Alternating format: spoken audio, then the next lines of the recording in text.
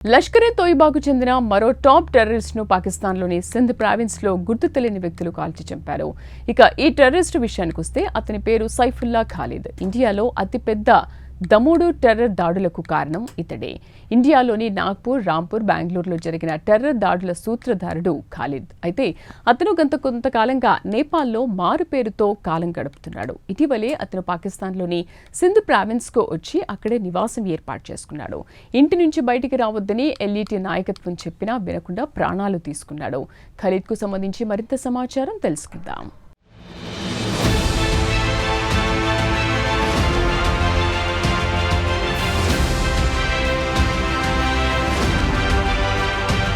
పాకిస్తాన్కు చెందిన terror group లష్కర్-ఏ-తోయిబా ప్రస్తుతం పలు రకాల ఇబ్బందులను ఎదుర్కొంటోంది. ఇటీవల కాలంలో ఇండియాపై టెర్రర్ దాడులు చేసిన వారిని గుర్తు తెలియని వ్యక్తులు కాల్చి చంపుతున్నారు.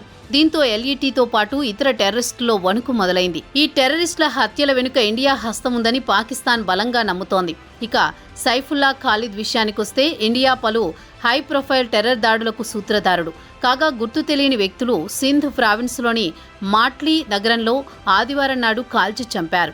విశ్వసనీయ వర్గాల సమాచారం ప్రకారం అబూ సైఫుల్లాను టాప్ ఎల్ఈటీ వర్గాలు ఇంటి నుంచి బయటకు రావద్దని, బహిరంగంగా ప్రదేశాల్లో తిరగొద్దని ఆదేశాలు జారీ చేశారు. దీంతో పాటు ఆయనకు సెక్యూరిటీ కూడా సమకూర్చారు. అయినా అవేమీ పట్టించుకోకుండా ఆదివారం ఉదయం ఆయన మాట్లీ నగరంలోని తన ఇంటి నుంచి బయటకొచ్చిన వెంటనే ఆయన ఇంటికి సమీపంలోని ఒక ఇంటర్ సెక్షన్ వద్ద గుర్తు తెలియని ముగ్గురు వ్యక్తులు అత్యంత సమీపం నుంచే కాల్చి చంపి బైక్లపై పారిపోయారు.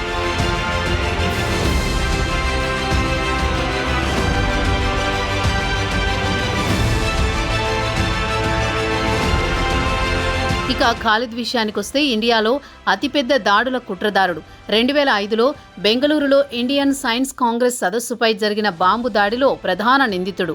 అలాగే 2006లో నాగపూర్లో ఆర్ఎస్ఎస్ ప్రధాన కార్యాలయంపై దాడిలో ప్రముఖ సూత్రధారుడు.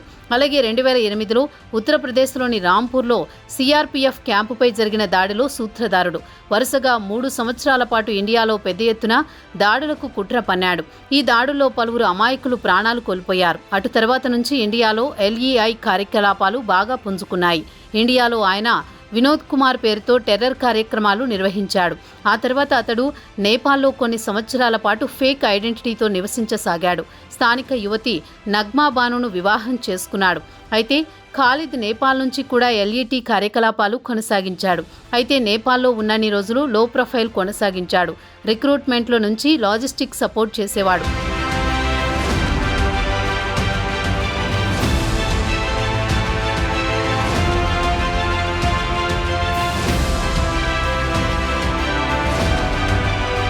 ఇటీవల కాలంలో ఖాలిద్ తన బేస్ను నేపాల్ నుంచి పాకిస్తాన్కు మార్చుకున్నాడు. పంజాబ్లోని సింధ్ ప్రావిన్స్లోని బాడ్నీ జిల్లాలోని మాట్లీ నగరానికి మార్చాడు.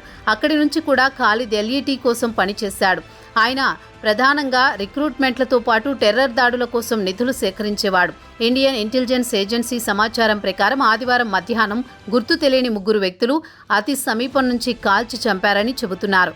అబూ సైఫుల్లా ఖాలిద్ 2000 సంవత్సరం నుంచి నేపాల్ నుంచి ఎల్ఈటీ ఆపరేషన్స్ నిర్వహించేవాడు. అతడు ఎల్ఈటీ చీఫ్ హఫీజ్ సయీద్కు అత్యంత సన్నిహితుడు అని చెబుతారు. ఇండియాలో పలు టెర్రర్ దాడులకు అతడు సూత్రధారుడు అని కూడా అంటారు. ఇంటెలిజెన్స్ వర్గాలు చెప్పాయి.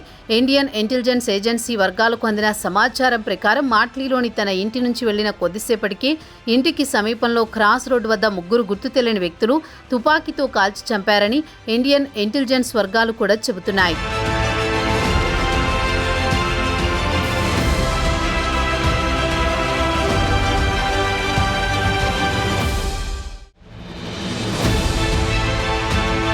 రక్తపు మడుగులో కొట్టుమిట్టాడుతున్న ఖాలిద్ను వెంటనే ఆసుపత్రికి తరలించారు. కాగా డాక్టర్లు అతను అప్పటికే చనిపోయాడని చెప్పారు. పాకిస్తాన్ నుంచి అందుతున్న వార్తల సమాచారం ప్రకారం వ్యక్తిగత శత్రుత్వంతోనే అతనిని చంపారని వార్తలు వస్తున్నాయి. లష్కర్కు చెందిన అబూ అనస్కు ఖాలిద్ అత్యంత సన్నిహితుడు. ఇండియాలో ఆర్ఎస్ఎస్ టెర్రర్ దాడుల మాస్టర్ మైండ్ కూడా. అయితే ఈ టెర్రర్ దాడుల్లో పాల్గొన్న ముగ్గురు టెర్రరిస్టులను వివిధ సందర్భాల్లో కాల్చి చంపేశారు. ఇక ఖాలిద్ విషయానికొస్తే నాగపూర్లోని ఆర్ఎస్ఎస్ కార్యాలయంపై దాడితో పాటు 2005లో బెంగళూరులోని ఇండియన్ ఇన్స్టిట్యూట్ ఆఫ్ సైన్సెస్ పై టెర్రర్ దాడులకు పాల్పడ్డాడు. ఈ దాడిలో ఐఐటి ప్రొఫెసర్ మునీష్ చంద్ర పురిని కాల్చి చంపారు. ఈ దాడిలో మరో 4 గాయపడ్డారు. దాడి తర్వాత టెర్రరిస్టులు అక్కడి నుంచి పారిపోయారు. కాగా పోలీసులు ఈ దాడిలో అబూ అనస్పై ఛార్జిషీటు మోపారు. ఇప్పటి వరకు అతడు చిక్కలేదు.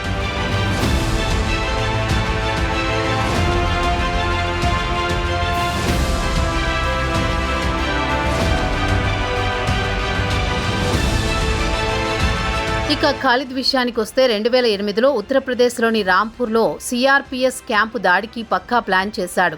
ఈ దాడిలో 7 సిఆర్పీఎఫ్ జవాన్లు ప్రాణాలు కోల్పోగా ఒక పౌరుడు మృతి చెందాడు. ఈ దాడిలో 2 టెర్రరిస్టులు పాల్గొన్నారు.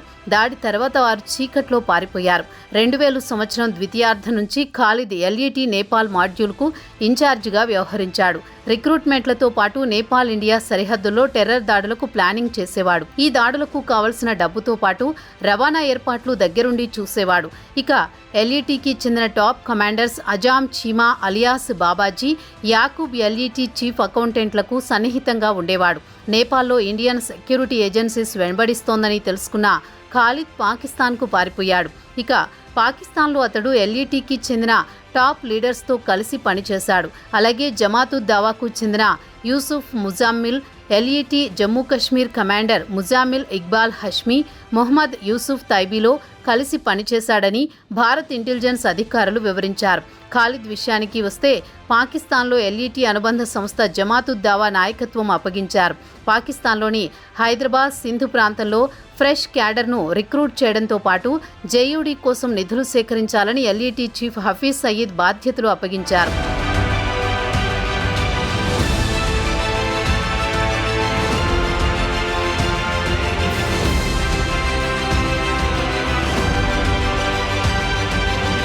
అయితే ఇక్కడ ఆశ్చర్యం కలిగించే అంశం ఏమంటే టెర్రరిస్టు ఖాలిద్ను గుర్తు తెలియని వ్యక్తులు కాల్చి చంపిన తర్వాత ఆయన అంత్యక్రియలకు పలువురు లష్కర్-ఏ తొయిబాకు చెందిన టెర్రరిస్టులు హాజరయ్యారు. ఆపరేషన్ సింధూర్ దాడిలో చనిపోయిన టెర్రరిస్టుల అంత్యక్రియలకు హాజరైనట్లు పెద్ద ఎత్తున ఎల్ఈటీ టెర్రరిస్టులు హాజరయ్యారు. ఆయన శవపేటికకు పాకిస్తాన్ జాతీయ జెండాను చుట్టి నివాళులర్పించారు. ఇక అంత్యక్రియలకు హాజరైన వారి చేతిలో రైఫిళ్లను పట్టుకుని కనిపించారు. ఖాలిద్ కంటే ముందు ఇండియాకు మోస్ట్ వాంటెడ్ టెర్రరిస్ట్ అబూ ఖతల్ను పాకిస్తాన్లోని మార్చి 16న గుర్తు తెలియని వ్యక్తులు చంపేశారు. కాగా ఖతల్ విషయానికొస్తే హఫీజ్ సయీద్కు అత్యంత సన్నిహితుడు. ఇండియాలోని కశ్మీర్ లోయలో ఇండియన్ ఆర్మీపై పలుమార్లు దాడులు చేసిన వాడిలో ప్రముఖుడు.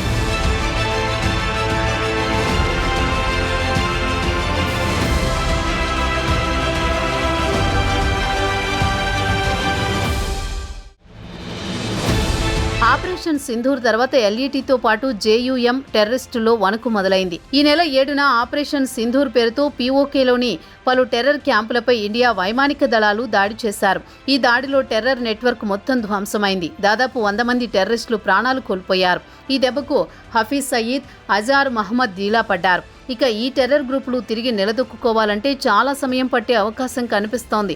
అయితే టెర్రరిస్టులకు వెనకుండి పాక్ ప్రభుత్వం ప్రోత్సహిస్తోంది. ఇటీవలే అజార్ మహ్మూద్కు కుటుంబం మొత్తం భారత వైమానిక దాడిలో తుడిచిపెట్టుకుపోయింది. పాక్ ప్రభుత్వం అజార్కు 14 కోట్ల రూపాయల పరిహారం ఇచ్చిన విషయం తెలిసిందే. ఈ డబ్బును అజార్ తిరిగి తన నెట్వర్క్ను బలోపేతం చేసుకుంటాడు. మొత్తానికి చూస్తే పాక్ టెర్రరిస్టుల స్వయంకృతాపరాధానికి భారీ మూల్యం చెల్లించుకుంటున్నారు.